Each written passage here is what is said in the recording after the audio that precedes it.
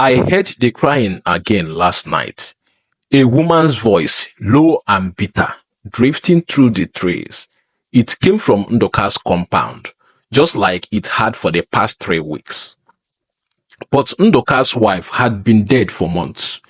Let me tell you what happened. Her name was Olamma. She was from our village but married into the next one, across the thick forest and winding rivers. Her family sent her off with songs and prayers, believing she would be well cared for. But life was not kind to Olamma. Her husband's family never truly accepted her. They whispered that she was bad luck, that she had come to take from them but brought nothing. Then her husband died and everything changed. They turned on her. She was no longer their wife, no longer family. They made her eat last, gave her the worst place to sleep, treated her like a stranger in the house she had once called home. When she fell sick, nobody helped her. She lay on a mat, weak, burning with fever. By the time she took her last breath, she had died, forgotten. And when they buried her, they did it quickly, in a shallow grave behind the compound. No proper funeral, no respect, just a full handful of dirt and silence. No one sent word to her people.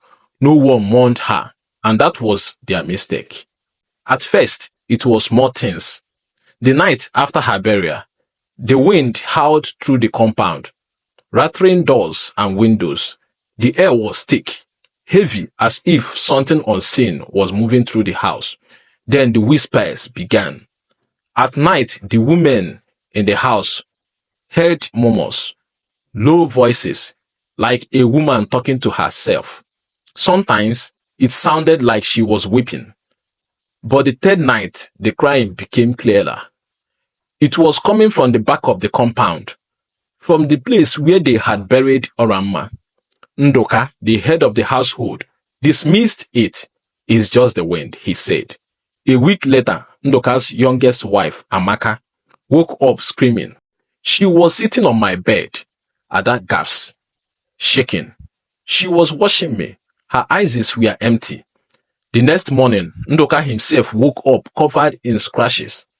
Long, deep lines ran across his chest and back, as if something with sharp nails had clawed him in his sleep. The livestock started dying. First one cow, then another, each one found stiff, eyes wide open, mouths twisted in silent screams. By the second week, the doors began slamming on their own. Pots shattered even when no one was near them. The children refused to sleep, saying they saw a woman standing in the corner of their room, whispering. The household fell into shouts. Olamma had returned. Desperate, Ndoka's family ran to the village elders. The elders shook their heads. She was not given a proper burial. One of them said, her spirit will not rest. Ndoka's eldest son and some elders traveled to Olamma's home village. When they arrived, they knelt before her family and explained everything, but her brothers shook their heads. She was our sister once, they said, but we gave her away in marriage. She belongs to you now.